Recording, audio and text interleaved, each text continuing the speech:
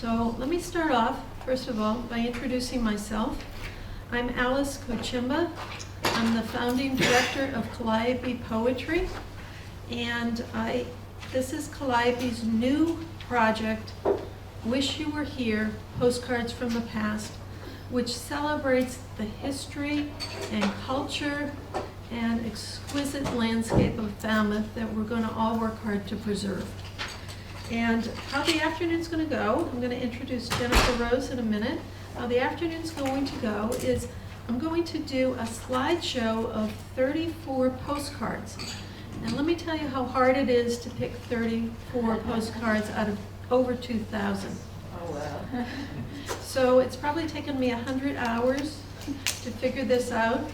And I just want to thank the Falmouth Public Library, in particular, Anna Lee, who's the intern who met with me and told me a lot of her background in really looking at these postcards.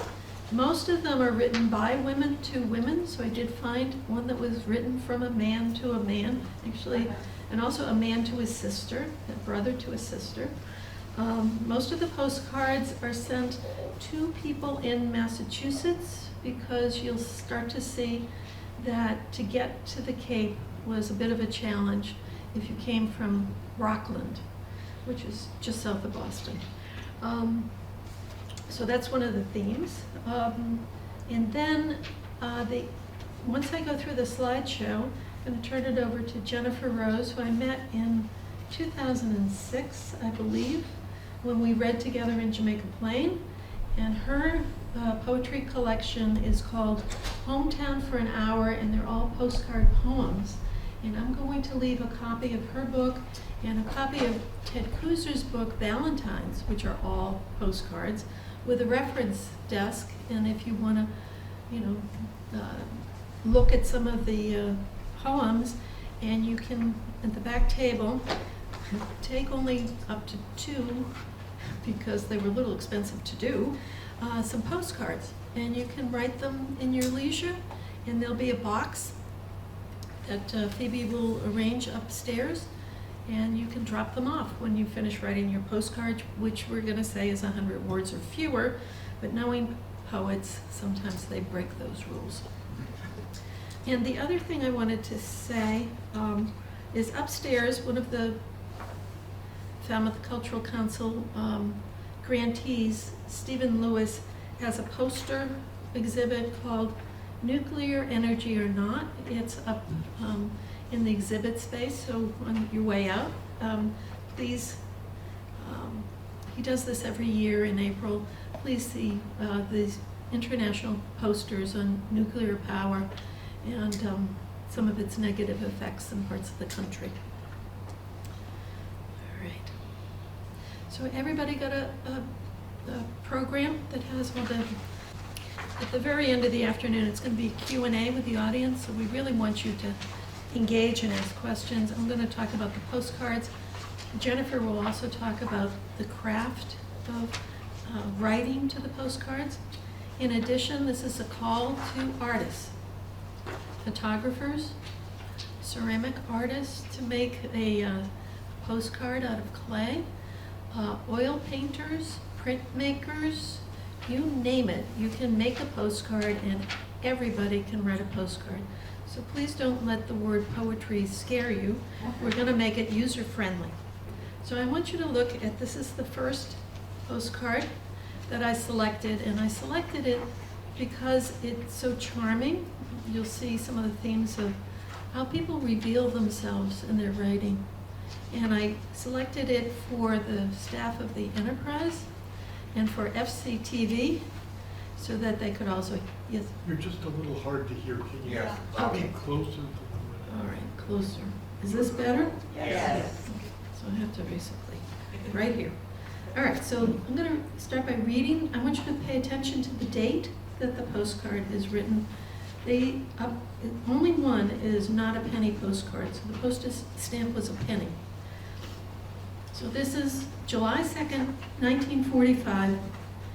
The title of the postcard is Beautiful Quissit Harbor, Falmouth.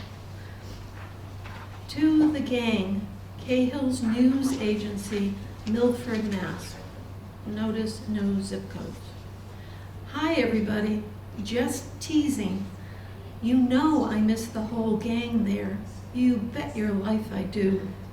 But if I had the chance to stay, I certainly would. Wouldn't you? See you soon, Regina. Got an awful burn yesterday. And what I wanted you to notice is that there's a little bit of rhyme in this one. You, do, you, soon. And I also wanted you to notice the humor. And I would bet if you looked at people who came for a visit and then they decided to move here, this is for that audience too. If I had a chance to stay, I certainly would, wouldn't you? And I bet you most of us in this room had that experience. All right, so I have to learn the technology. Whoops.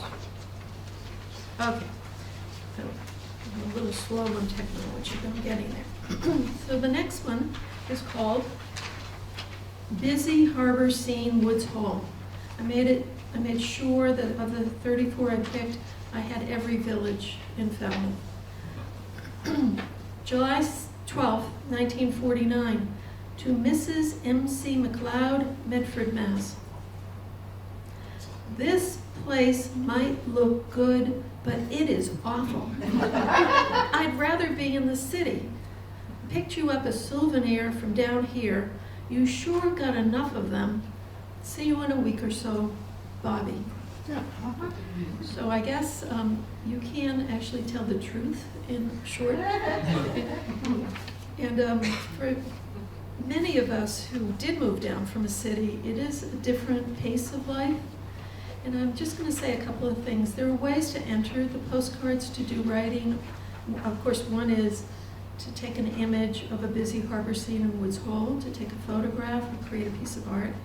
And the other thing is to tell something that probably you don't say out loud very much about what makes Falmouth awful.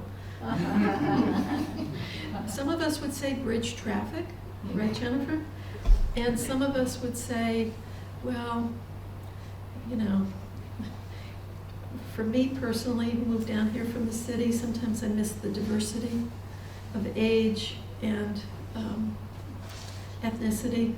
So I would often go to the city because I needed a certain kind of stimulation. But I have the best of two worlds because I'm not far from the city and I have the serenity of Falmouth. Okay, so I'm gonna keep going. This is an older postcard, July 28, 1906. And some of you know that the Nye family is a big family in Falmouth. To Mrs. Walter Nye, Warwick, Rhode Island. The cross designates Elm Arch Inn. This is a pretty old town. We autoed up to see Ma Nye yesterday and had only a minute with her. I'm having a quiet but pleasant time and sleeping 10 hours a day. Air perfectly great. Love to all, from all, CCC. So I would say that you can see how old the town looks from this postcard. The diction, Ma, Nye, and don't obsess about getting things perfect. There are many little grammatical things that aren't perfect. And I would say when I first came to Falmouth, what I noticed is the air was perfectly great. If you come down from the city, what you get a chance when you get over the bridge is to breathe.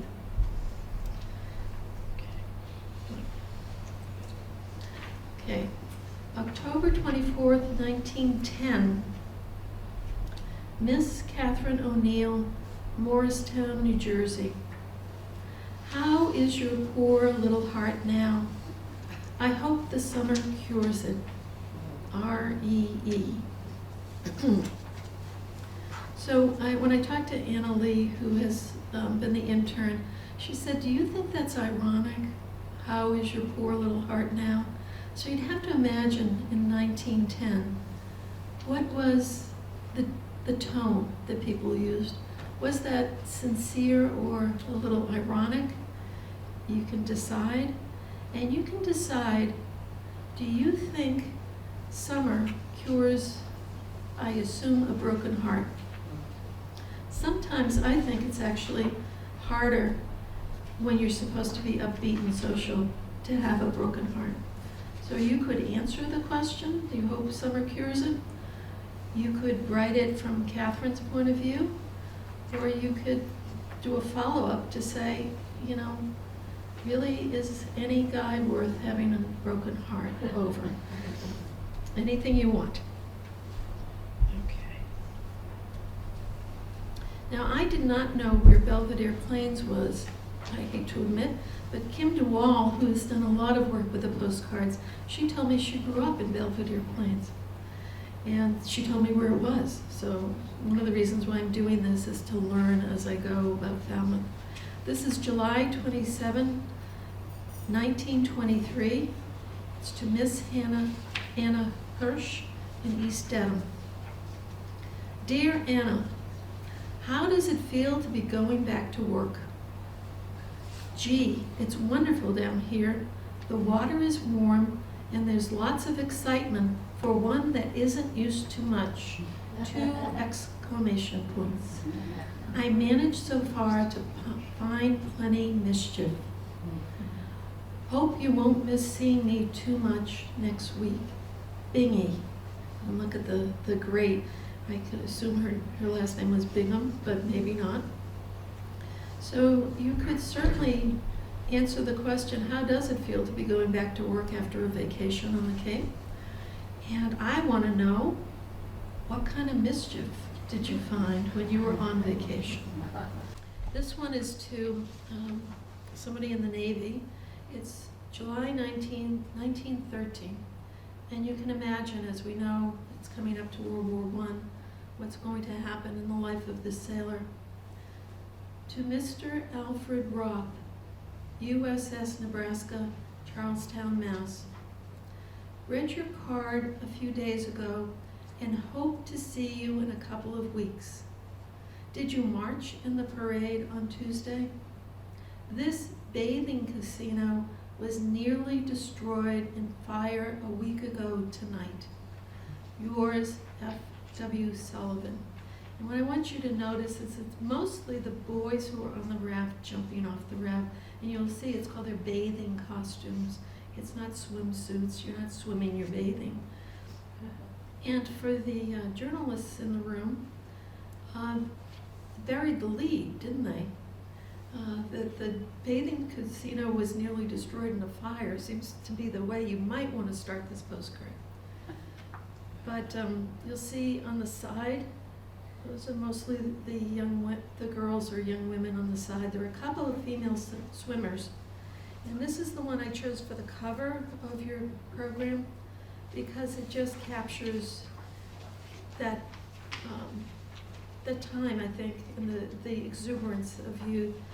I posted on everything on Facebook, but I posted on Fabulous Falmouth, and somebody answered me on Fabulous Falmouth to tell me exactly what the casino smelled like, felt like during this time. So when you start to put the word out on social media, people immediately respond to these images. In fact, the postcards that are in the back of the room, Kelly Souza at New Wave did them for me. And she said, this is fascinating. I really want to write one. And everybody who's heard about this project says, oh, this is fun, this is exciting, and you can engage with Falmouth by looking at the past and imagining yourself like time travel back in the past, or you can do it, excuse me, by writing. It's called an epistolary poem. You could write to your younger self. I first came to Falmouth when I was 16. My first job was at Bradley's, when Bradley's was in the mall. And I certainly remember going bathing in Old Silver, actually, at the time. So I could write a postcard to my 16-year-old self and say, don't get so caught up in some of the scene and film. Now, who remembers the Cape Codder Hotel? Okay. What memories do you have? I was showing this, sitting on the porch, and what did you do when the sun went down? You applauded. You applauded the sun going down. And what I remember for sure is you would have a cocktail if you were old enough to have a cocktail. And there was always somebody singing, "You're sure in love to fall you're sure to fall in love with Old Cape Cod," singing from the bar now it's condos, which is a sad state of affairs. So let me read it to you. March 5th, 1944. Mrs. Alice E. Weiss, Meredith, New Hampshire, RD number 1. Dear pal, thanks for your card of so long ago. I hope you will add it to your collection. What are your hobbies? I guess you know mine. I would love to exchange with you if possible. Sincerely, a card pal, Mrs. Ruth Strange, Raynham Center. Now, Linda Collins, when I was here yesterday, said that there is also a way online, I didn't have time to look it up, that you can exchange postcards around the world. You send in one and somebody from someplace else in the world. It made me think of Emily Dickinson's "This is my letter to the world that never wrote to me." So you can go online and figure out how to connect with somebody. The first post office was built in 1768 in Falmouth. This postcard was written July 15th, 1920, and it goes beyond New England. It goes all the way to West Philadelphia, Pennsylvania. Dear Edith, good trip and good weather. Expect to leave here the last of the week for Bridgewater. I'd be glad to. Menant doesn't look very good to me for the first time. Perhaps because none of the old friends are here. Nothing but memories. Will write letter later. Lovingly, Carrie. So what I wanted you to look at is the intimacy in the relationship between women, affectionate friendships, and that you could put it out there that you have nothing but memories. So how many of us have felt that way?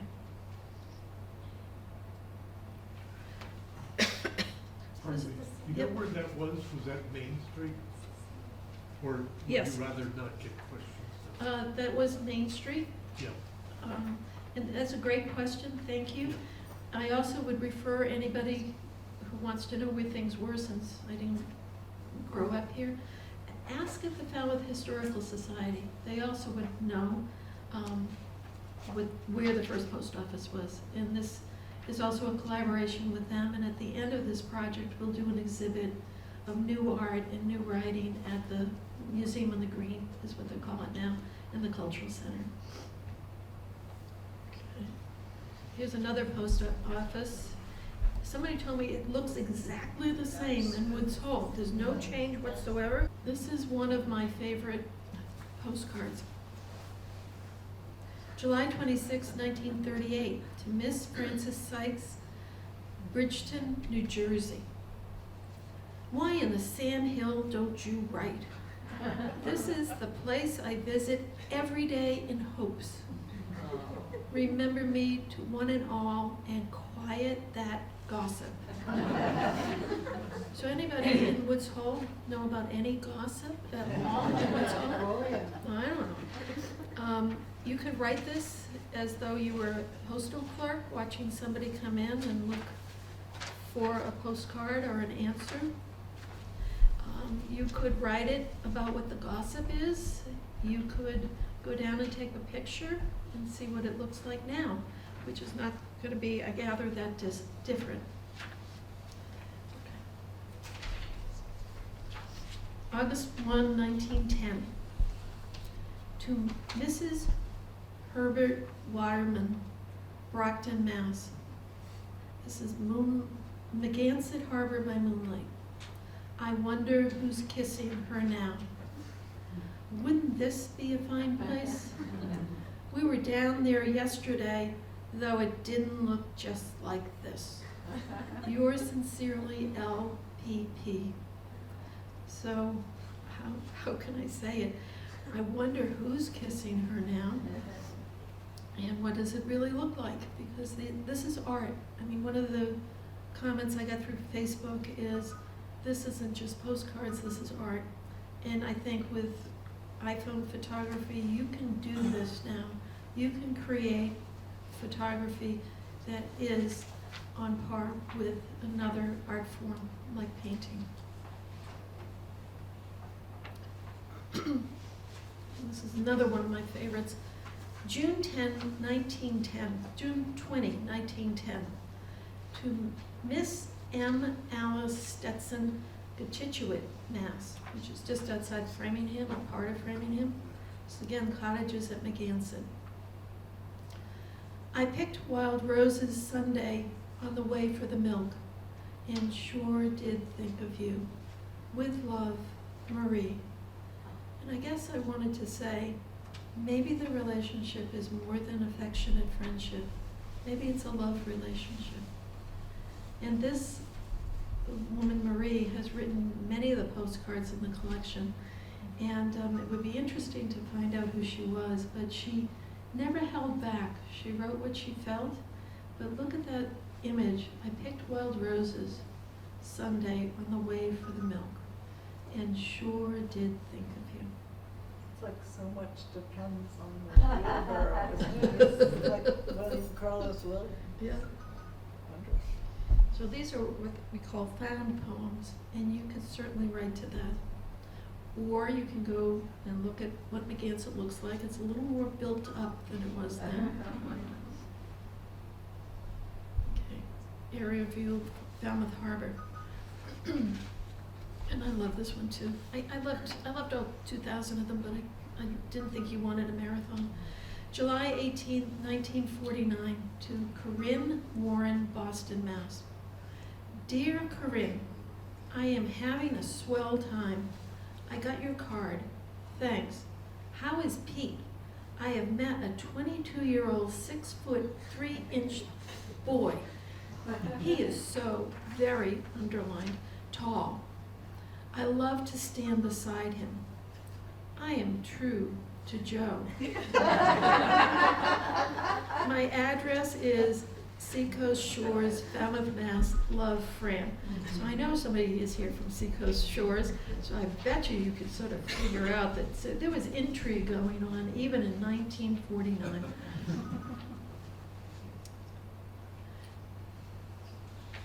I just love the details. 22-year-old, 6'3" boy. Okay. Now,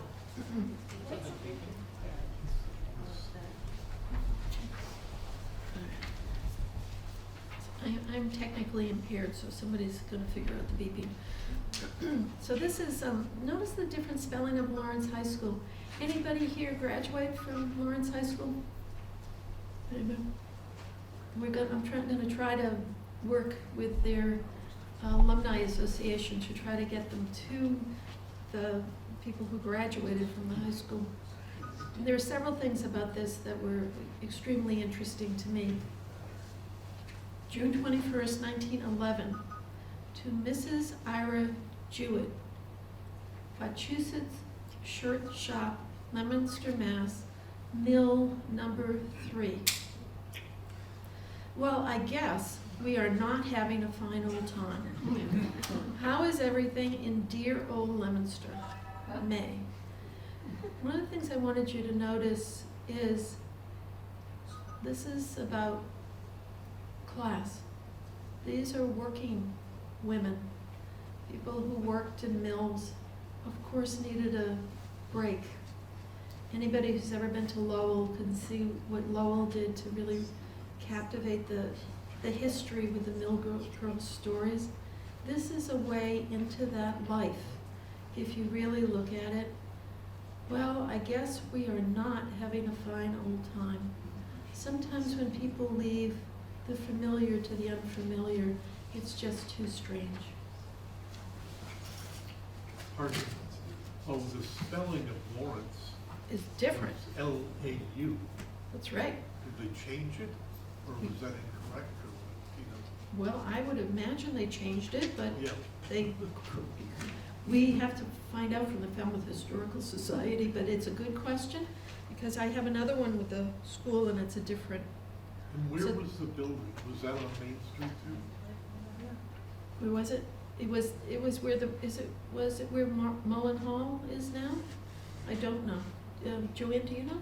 I think the Lawrence High School was right off of Main Street, where the, you know, where the library is. It was, the library on, and the Do you know library that was where little it is, crack that was up obviously, there? and then Lawrence was to the left of the library. We were standing in the library looking out, Lawrence was on that side, So Peg Noonan Park, essentially, right? the other side. The other side, okay. Okay. All right. All right, so we're gonna have to have a follow-up meeting where we find out all these things, so I'm grateful for the questions. All right, so this is for anybody who's interested in theater. The Falmouth Playhouse. Anybody ever go to the Falmouth Playhouse? I saw Julie Harris in The Belle of Amherst years ago at the Falmouth Playhouse. So this one is one of the later ones, September 26, 1959, to Mrs. Elmer L. Jones, Bridgeton, Maine, RFD number 2, and in case you can't read the smaller print, this is one of the largest and most sumptuous appointed summer theaters on the Atlantic seaboard. It is located at the Coonamessett Ranch in the town of Falmouth, in approximately the center of what is known as the Upper Cape. Hi, Joneses. Louise and I were in Boston yesterday. Got your letter with all the news, capital N. I found a 3-cent stamp, like George or Geo. And that's what happened. It was all penny postcards, and all of a sudden, it went up to 3 cents. Pardon me. Oh, just one thing, many might know, but there was intrigue regarding the demise of that theater. It wasn't all that long ago. It was a fire. It was up Sandwich Road and just off. Yeah. Well, again, I would encourage anybody who wants to write to a specific image to do a little research about what happened to the Falmouth Playhouse. And in a couple of weeks, Robin Smith Johnson is going to do a workshop where it's bringing history to life is part of it. It'll be here at the library. All right. Now, this is another mystery that I'd love to get to the bottom of. This had no writing on the back, and I just put the train brought the world to town, and that was true. That's one of the reasons why Woods Hole and Narragansett, North Falmouth, it had depots. There's a map up near the teen room here that tells me that it took an hour and 40 minutes to take the train from Boston to Woods Hole. And the train was called the Dude. Now, if there's not a story about that, I don't know what is. It was the New York and New Haven and Hartford train. So why was it called the Dude? And it's true, for example, in Provincetown, one of the reasons why the Arts Colony flourished was because of the train. When Rich and Robin and I did the anthology, one of the things we wanted to explore was the Cape Cod Railroad. We didn't get a poem about that. It would be great to look at how people got here was a real issue. The train is part of the reason why the town of Falmouth became a tourist destination. Okay, from trains to cars. So what happened to the Dude? Our love affair with autoing. You'll notice that the word auto became a verb. There's many postcards that talk about, I was able to auto to Woods Hole, and that's from Falmouth. So the roads, it goes from the Model T and the Model A, This is probably in the 30s and 40s. And the one I do for the teens has the cars in the 50s because they're a little slicker. But you can notice on Main Street, what do you notice? What buildings do you see? Eight cousins. 8 Cousins, yeah. The Elizabeth Theater would have been off there. Isaacson's would have been there. People who grew up here know all of this. Some of it hasn't really changed. The trees are gone. Some of them, we've lost our trees this year. Some of those old Yeah. Main Street trees just came down this year. So you could really look at what is the character of Main Street. Main Street is a huge part of our community. It really is a classic Main Street, and we're so lucky to have it. You could do an ode to Main Street kind of poem. You could take a photo. You could paint all the cars on Main Street. Okay. Now this is for gardeners. I know there's at least a couple of gardeners in the room. Why not, this is the Falmouth Historical House garden, built by the Falmouth Garden Club. So I basically say, why not write a thank you card to the Falmouth Garden Club? Why not take one of the postcards from the back and go sit in the garden when the weather is a little more amenable to sitting outside, and just write a postcard about what you see in terms of the flowers. It's a little oasis on Main Street, and it's lovely to go there. Okay, now, this is a garden in North Falmouth. August 11, 1909, to Miss Allison Huckins, Onset, Mass. And you'll notice many of these cards, there's no street address. You just send the card to the town, and it magically arrives to the person. This garden is right across from the store where I work. I went over yesterday and picked a bunch of nasturtiums. How does this peanut saltwater taffy taste now? I saw Barney today, but he was not near enough for me to get any candy. Rats. Your friend, Mabel S. Freeman. Again, very formal diction. And I'm sure people who live in North Falmouth could try to figure out what the house is and what the garden looks like now and what the store was. Deacon's Pond Harbor by Moonlight, Falmouth Heights. June 12, 1922. Again, no street address. To Mr. Howard Bradbury, Rockland, Mass. We are having a fine time. Wish you were with us. Sorry we lost you on the way. I'm not going to say thanks. Roger and Alice and Simon. But if you had a flat tire, it was called you had a puncture. And obviously there was no AAA to call. You had somehow they got lost. This is, again without words, this is a baseball game in Falmouth Heights. And one of the other poems we never got for the anthology was about the Cape Cod Baseball League. You could certainly write about that. You could write about a pickup softball game in Falmouth Heights. You could certainly go and take a picture of people playing now. And here it is, Lawrence High School, with Lawrence spelled the way we know it. July 13, 1908. To Mr. Anthony Railing, Jamaica Plain. Dear Anthony, Arthur, Steve, and I arrived at Falmouth Saturday, all safe. We all hope you can come down Thursday, as we want you to be with us at the dance Friday night. With kind regards from all, yours truly, signed by initials and then in parentheses other initials. So how many dances did they used to have in Falmouth? At the casino North Falmouth they did. There were dances. Maybe it's the thing we could bring back. Yeah, down in Woods Hole. Down in Woods Hole, yeah. There's 2 places where we dance. Okay, that's great. But maybe even the high school needs some more dances. What do you think? Okay. Now, We're back in Woods Hole. August 6, 1943, to Miss Margaret Jennison, Belmont, Mass. This is from a brother to his sister. Dear Peg, hope the chickens are doing well and that you are taking good care of Mummy. It's hot here, rods. So obviously the chickens have more gravitas than the mother.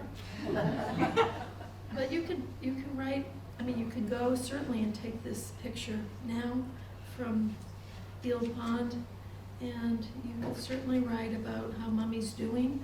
And I know when we did a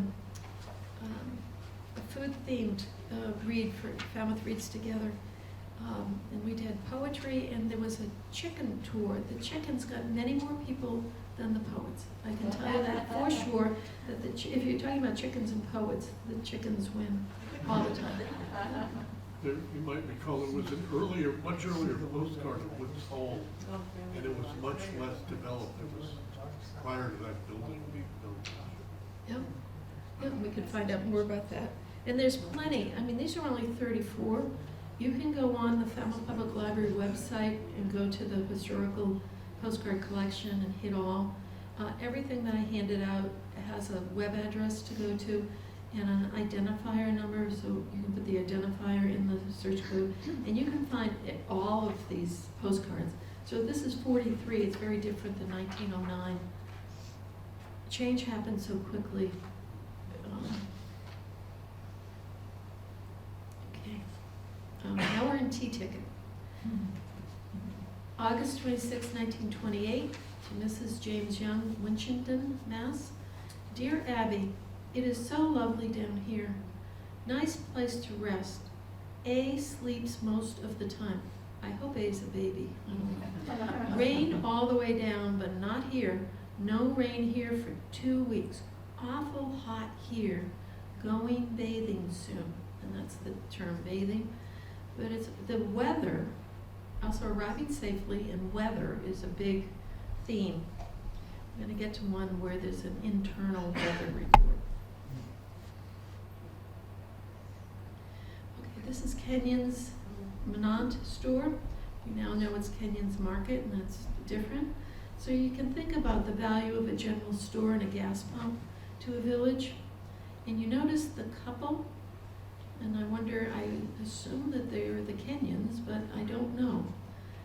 So you could pull up and get your car filled up, or you could go in for something in the general store, and you could talk about the value of these small businesses to them.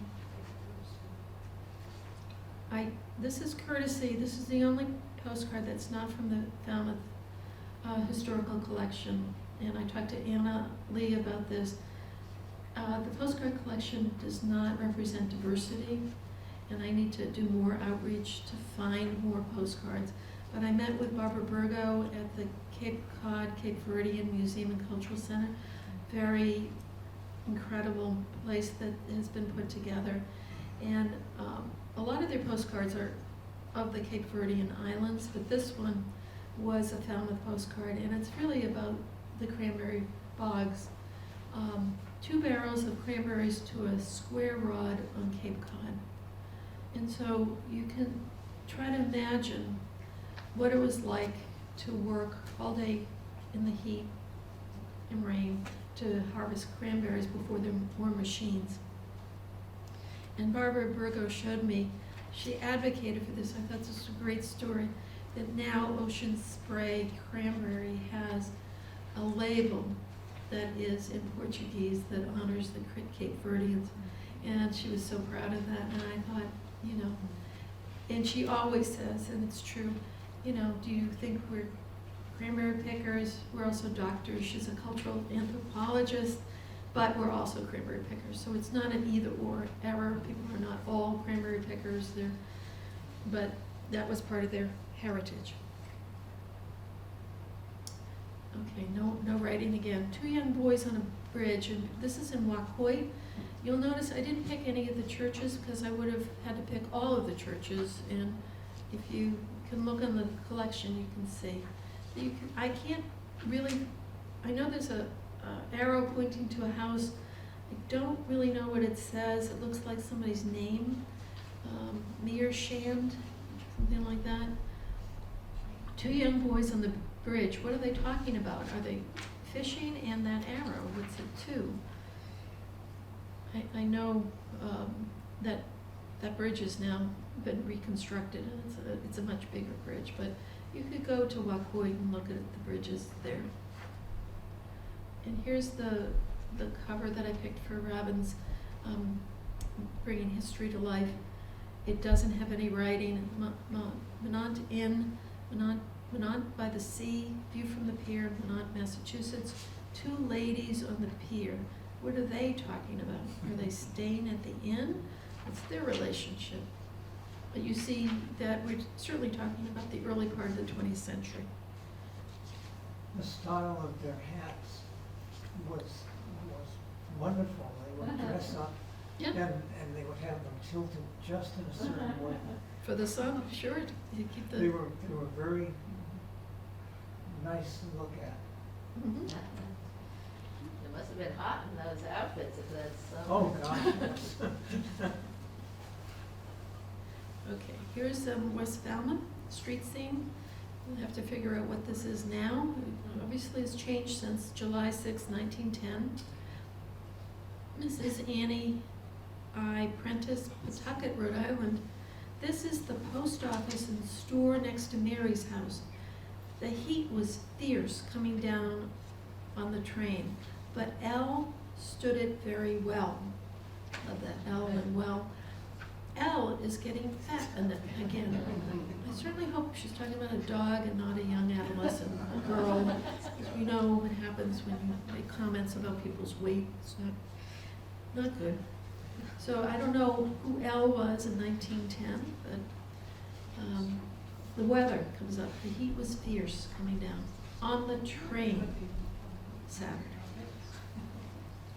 Now we're at Chappaquiddick Island. July 14th, 1909, to Miss H.B. Whitaker, Tingsboro, Mass. Dear G, I hope you are not in a dark room in this hot weather. I have been over here a week. Miss Weaver has not yet arrived. And it's from the Vineyard Sound House. Tommy. Again, the nicknames. And again, that to me looks like it could be a painting. Okay. The E.P. Phoebe residence in Falmouth, which is now Historic Highfield Hall and Gardens. And if you read the front page of the Enterprise this week, you will find out something that was unearthed, that the Falmouth Historical Society has given back boxes about the family. And there's this controversy about whether one of the brothers was manic depressive and needed to be hospitalized, or whether it was a family struggle between two brothers about who's going to control the finances. Anyway, fascinating. Rich and I have walked in Phoebe Woods, and every time I'm near this house, I know it's haunted. I can't tell you why I know it's haunted, but I know that something, and when I read the paper this week, I thought maybe somebody was in distress. Maybe he was manic depressive. Maybe it was something else. So you could certainly explore the Beebe family history. And yes, you can go to their garden and write a postcard. These postcards are in the back. This is now the Museum on the Green, Falmouth Historical Society. Again, a wonderful reference for the background for these postcards. And here we are at the Falmouth Public Library. I'm just going to give a little shout out to Phoebe Atchison, who helped so much with this presentation. Thank you so much, Phoebe. And I'm hoping that all the staff in the library would do a postcard. I said to Kim DeWall, hey, because she took one, I said, you want to take the one at the Falmouth Public Library? She said, no, I'm there all the time. So she took another one, which we're coming up to. We're almost done with this. This is July 28th, 1915, and it's to Mrs. A.E. Nickerson, Booth Bay Harbor, Maine. My dear, colon, long M dash, under separate cover, am sending to Mr. Nickerson a notice of the Yarmouth Camp meeting. Tell him that the programming seems all right, but provides no straw. Evelyn came to see me this afternoon, all well in her family. Just now, I'm having a bit of autumn nights, much to my disgust. Hope you are all well and happy. Love always, Bunny. Now, I'm going to make an interpretation of this postcard, actually two. When you say it provides no straw, what I thought it provided no strawberries at a camp meeting. And then this is the postcard, I think, that has a metaphor. Rather than talk about the external weather, I'm having a bit of autumn nights, much to my disgust. It's written in July 28th. Sometimes we can sense it in August, but either fall was coming like a month too soon, or else the things that people didn't talk about, like depression, is right here, much to my disgust. So you can engage both with the library and you can engage with the writing. There are much prettier images of the library, by the way, in the postcards, but this one had the text that I was looking for. Okay, I mean, this is one short of the end. And I'm also hoping, in addition to the library, everybody who works in town hall will write a postcard. All the committees, all the town meeting members, everybody. It's August 23rd, 1909. This is from a man, two men. Mr. Harry Finnett, Andrew J. Lloyd, Boston, Mass. Hello, old man. I hope you are not making Tim work too hard, because I will be up soon. From Jim. So I think anybody who works too hard in town hall or anywhere else in town could possibly write a response that, yeah, please come up soon, I'm working too hard. But that is not how town hall looks today, but isn't it a beautiful building? Wow. As is the high school. The old high school looked beautiful as well. And this is the last card, and then I'm going to turn it over to Jennifer.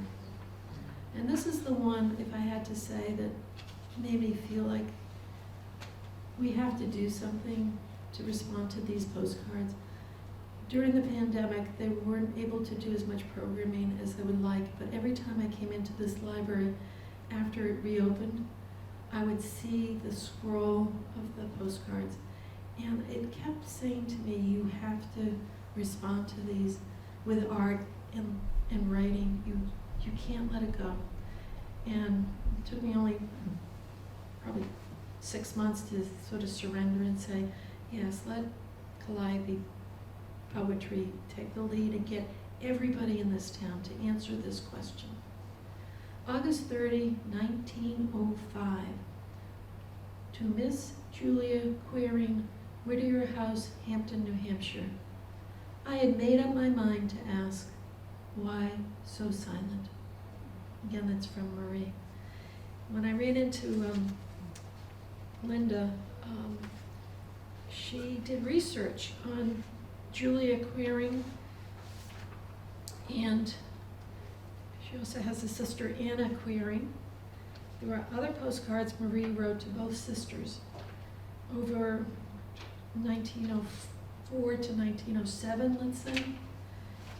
She did research and found out what Anna Queering looked like. And then with Julia, who, as far as I know, never wrote back, this is from the Boston Globe, it's a terrible picture. Anna Queering lived till she was 106. This is her 103rd birthday at the Naples Nursing Home in Brookline. Miss Queering was a lifelong Bay State resident. So you could find things out. What I guess I want to say is, now we write emails primarily. If you take a piece of a postcard, pick whatever, pick up to 2 if you want. Anna also said to me, they don't do cursive writing anymore, they don't teach it anymore. I'm like, well, I don't know, maybe you can put it on a typewriter if you had to, but you could write a postcard. It's intimate. It's not in an envelope. There'll be a box that you can put the postcard in and say something that means something to you. Ted Kooser, when he did his Valentine, he started with 27 women that he wrote Valentine's postcards to. He ended up with 26,000. And this project could be like that if everybody in this town took time to honor the character and history and potential of Falmouth. We could do a postcard project, and I think just like an American Life in Poetry, that Ted Kooser's project was in the Enterprise, we could possibly maybe get a column in the Enterprise.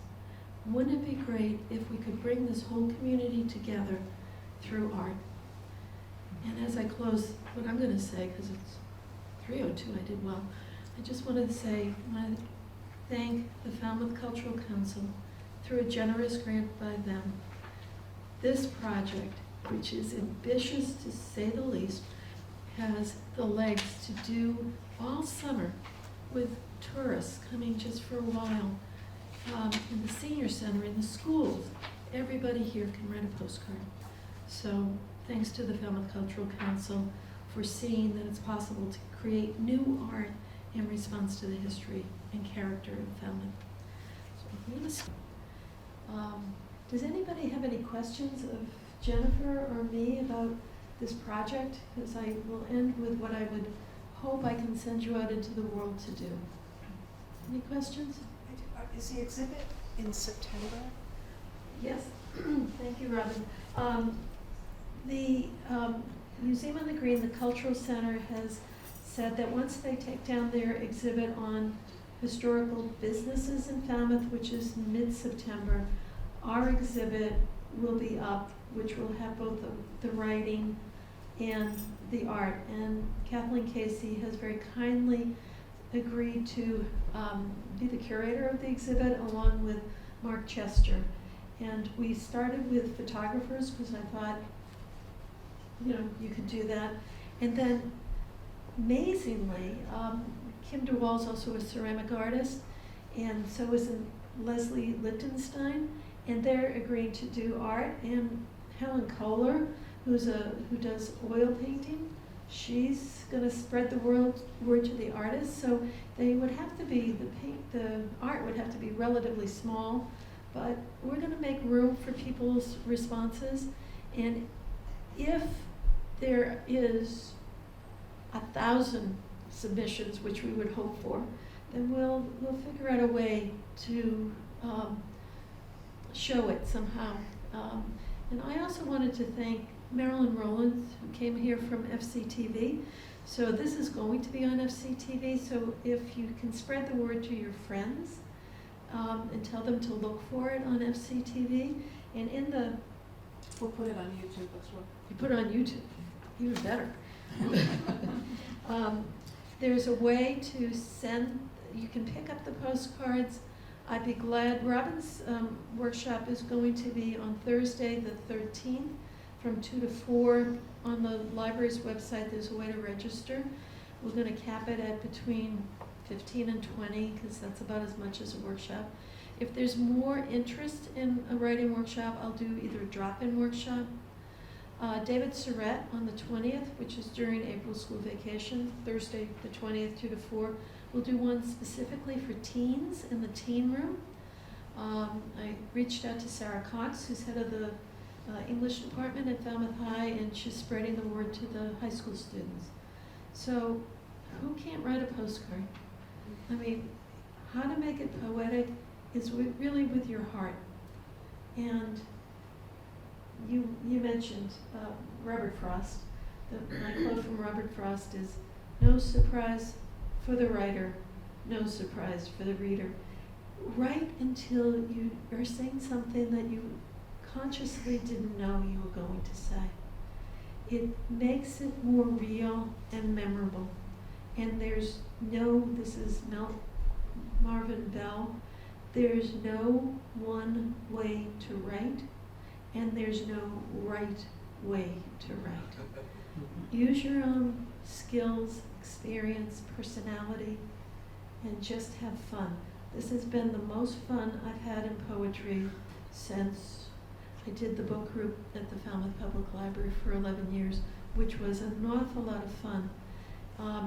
There will be both Jennifer's book and